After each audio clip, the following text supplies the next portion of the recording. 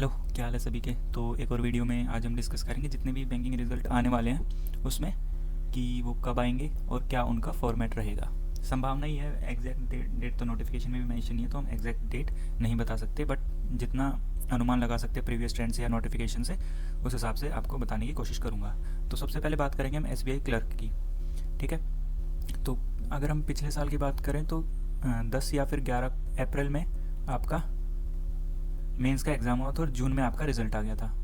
लगभग 2 महीने, तो 60 दिन, 60 से 70 दिन का, या फिर आप 50 से 70 दिन का आप गैप लेके चल सकते हो, या फिर आप 50-60 दिन का गैप लेके चल सकते हो। इस बार हुआ है 21 तारीख को, 21 नवंबर में मेंस एग्ज़ाम हुआ है। तो इसमें अगर आप 2 महीने आप ऐड करोगे तो 21 जैन बनेगा। तो आप मतलब लगा सकते हो कि 50 से 70 दिन में अगर हम बोलें तो थर्ड वीक ऑफ जैन, ठीक है, सेकंड या फिर थर्ड वीक में आपको रिजल्ट देखने को मिल जाएगा।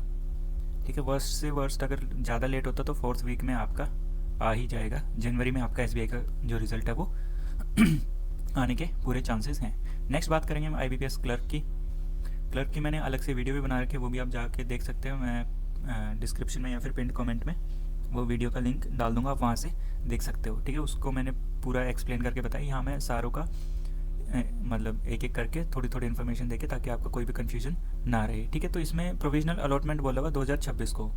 अब बच्चे कंफ्यूज हो रहे हैं कि प्रोविजनल अलॉटमेंट से पहले LPT DB वगैरह ये सब होगा या नहीं होगा। तो ऐसा नहीं है, मेंस रिजल्ट को ही आपका जो IBPS क्लर्क में मेंस रिजल्ट को ही आपका प्रोविजनल अलॉटमेंट कहते हैं। मैं आपको प्रूफ दिखा देता हूँ एक स्कोर कार्ड से। ये स्कोर कार्ड है, ये मैंने पिछले जो वीडियो थी उसमें भी लगाया। इसमें बोला जैसे इसमें अगर आप ये वाली लाइन पढ़ोगे, ये वाली जो लाइन है इसको आप पढ़ोगे तो इसमें साफ साफ लिखा है, you have been provisionally allotted against vacancy in unreserved category in bank of India.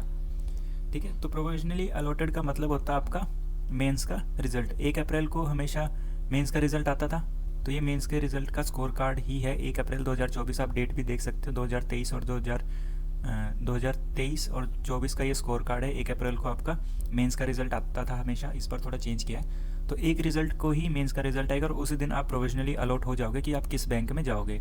तो बैंक का नाम, आपके सारे जो भी आपका स्कोर रहेगा वो सारा आपका मेंस के रिजल्ट में ही आएगा। IBPS का काम फिर उसके बाद ख़त्म है। फिर आपका जो भी काम होगा वो जिस बैंक में आप अलॉट हुए वो करवाएगा। DV LPT वगैरह वो सारा कुछ आपका बैंक करवाएगा, जो उनकी रिक्रूटमेंट एजेंसी या फिर जो भी होगा वो आपका कराएगा। ठीक है, नेक्स्ट बात करेंगे IBPS PO की। IBPS PO में लिखा हुआ है जनवरी और फरवरी 2026 प्रोविजनल अलॉटमेंट। अगेन आपका जो फाइनल रिजल्ट है। ठीक है, इसके बाद मैं स्कोर कार्ड भी दिखाऊंगा आपका स्कोर कार्ड किस टाइप से आता है। तो जनवरी और फेब बोला है, एक मंथ नहीं बोला। तो हो सकता है, ठीक है, हो सकता है कि 20 जैन से लेके और आपके 10 फेब के बीच में आ सकता है। ठीक है, अनुमान लगा रहा हूँ क्योंकि जैन और फेब दोनों बोला हुआ उसमें। जनवरी और फरवरी 2026 में आपका हो सकता है। ठीक है, अब जो स्कोर कार्ड आता है वो इस टाइप से आता है, जो आपको दिख रहा है स्क्रीन पे, इस टाइप से आता है। यहाँ पे आपके मार्क्स होते हैं, यहाँ पे एक पैराग्राफ लिखा होगा। अगर आप सिलेक्ट होगे तो इस टाइप का पैराग्राफ दिखेगा। अगर आप नहीं सिलेक्ट होगे तो इसमें साफ साफ लिखा है, combined result of online mains exam and interview for recruitment of probationary officer और management trainees in participating banks for vacancies 2024 to 2025। इसमें अगर आप ये वाली लाइन पढ़ोगे तो इसमें लिखा हुआ, the provisional allotment is subject to your fulfilling the eligibility criteria for participating banks. मतलब प्रोविजनली अलॉटमेंट का मतलब है कि जो फुलफिलिंग द एलिजिबिलिटी क्राइटेरिया क्या था कि आपने दोनों एग्जाम क्लियर कर लिए, इंटरव्यू भी क्लियर कर लिया। Further scrutiny of relevant documents in support of your eligibility and identity, मतलब identity verification to the satisfaction of the bank of Baroda. तो आपकी प्रोविजनल अलॉटमेंट हो गई है कि अब आपको हम चेक करेंगे। एग्जाम तो आपने दोनों क्लियर कर दिया, अब आपके जो बैंक ऑफ बड़ौदा में जो डॉक्यूमेंट्स चाहिए होंगे उसके लिए आप प्रोविजनली अलॉट हो चुके हो। मतलब आपका LPT और जो डॉक्यूमेंट वेरिफिकेशन वो आपके प्रोविजनल अलॉटमेंट के बाद होगा। The provisional allotment does not constitute an offer of employment. Provisional allotment का मतलब ये नहीं है कि आप फाइनली सिलेक्ट हो गए हो। प्रोविजनल अलॉटमेंट का मतलब है कि आपने एग्जाम क्लियर कर लिया है, अब आपको कुछ डॉक्यूमेंट वेरिफिकेशन या आइडेंटिटी वेरिफिकेशन के स्टेप से गुजरना पड़ेगा, जिसके बाद फाइनल अलॉटमेंट होगी। ठीक है, तो आपका जो फॉर्मेट रहेगा वो इस टाइप का आएगा, कोई पीडीएफ नहीं आएगी, ना क्लर्क में कोई पीडीएफ आएगी, क्लर्क में भी आपका इस टाइप से स्कोर कार्ड आएगा और उसी में सारी इन्फॉर्मेशन होगी, आपका बैंक का नाम और जितने भी आपके मार्क्स होंगे वो सारा। ठीक है। अब बारी आती है IBPS RRB की। RRB का जो PO क्लर्क ऑफिसर्स जो बोलते हैं, officer scale 1, 2, 3 and office assistant, इन सब का रिजल्ट साथ में आएगा फेब और मार्च 2026। तो आप लगा सकते हो कि फेब के लास्ट वीक में या फिर मार्च के फर्स्ट वीक में। ठीक है। इसका जो फॉर्मेट होता है आपका क्लर्क का इस टाइप से आता है। ठीक है, फिर से वही है, ये आपका इस टाइप से लिखा होगा। अगर आप सिलेक्ट होगे तो कोई पीडीएफ नहीं आएगी इसमें भी।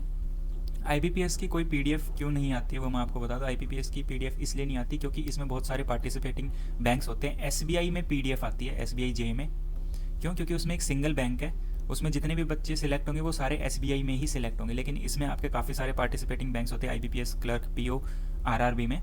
हालांकि SBI J का एग्ज़ाम भी IBPS कराती है, लेकिन बाकी जितने भी सरकारी बैंक हैं उनका जो एग्ज़ाम IBPS कराती है वो जब रिज़ल्ट देती है तो आपके बैंक के किस बैंक में आपको अब हम प्रोविजनली अलॉट करेंगे, जिसके बाद वो बैंक आपकी जितनी भी क्या बोलते हैं डॉक्यूमेंट वेरिफिकेशन या LPT है, जो भी आगे की फॉर्मेलिटीज़ है वो बैंक कराएगा। ठीक है। तो पीडीएफ वगैरह नहीं आती इसकी। जैसे इसमें लिखा हुआ है you have been provisionally allotted. ठीक है, इसमें भी प्रोविजनल अलॉटमेंट का मतलब अब आप समझ गए होगी कि जो फाइनल रिजल्ट आता है डॉक्यूमेंट और LPT से पहले। ठीक है, ये रिक्रूटमेंट ऑफिस असिस्टेंट का स्कोर कार्ड था। ये वाला आपका ऑफिसर स्केल 1 जो PO वगैरह होता है उसका है ये। ठीक है, उसमें भी आपका you have been provisionally allotted under, तो यहाँ पे आपका लास्ट में बैंक लिखा होगा और उससे पहले आपकी कैटेगरी लिखी होगी और यहाँ पे आपके मार्क्स होंगे। ठीक है, तो अब मुझे नहीं लगता आपको कोई भी डाउट होगा। SBI क्लर्क का आपका सेकेंड, थर्ड या फिर max to max 4th week Jan के एंड तक आपका रिजल्ट आ जाएगा इसी मंथ में। ठीक है। IBPS क्लर्क का आपका मार्च में आएगा, मार्च 1 को भी आ सकता है या फिर कौन सी डेट आएगी वो भी मेंशन नहीं है। अगर आप प्रिलिमिनरी एग्जाम देखें तो अक्टूबर में हुआ था। मेंस एग्जाम आपका नवंबर 29 को और 2 दिसंबर को हुआ था। ठीक है, तो हो सकता है मार्च के एंड में भी आ सकता है, हो सकता है 1 मार्च को भी दे दें, तो वो अप टू आपका IBPS के ऊपर है। स्कोर कार्ड आपका इस टाइप से रहेगा, कोई पीडीएफ नहीं आएगी। इस टाइप से आपका इंडिविजुअल स्कोर कार्ड आएगा, उसमें आप देख सकते हो कि आप सिलेक्ट हुए हो या नहीं हुए हो। सेम गोज फॉर PO का भी इस टाइप से आएगा।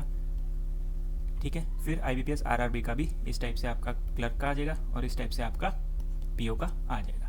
ठीक है, जो भी ऑफिसर स्केल 1 है, 2 है, 3 है, उसमें आपका बैंक के नाम के साथ आपका नाम होगा। अगर we are glad to inform that, अगर सिलेक्ट होगे तो ऐसा आ जाएगा। अदरवाइज वो बोल देंगे on the basis of your performance in mains exam या फिर interview, we are sorry to inform that you have not selected या यू आर नॉट सिलेक्टेड, इस टाइप में वो आपको लिख के दे देंगे। ठीक है, आई होप अब कोई डाउट नहीं रहा होगा। तो आज की वाली वीडियो में इतना ही and happy new year to all of you.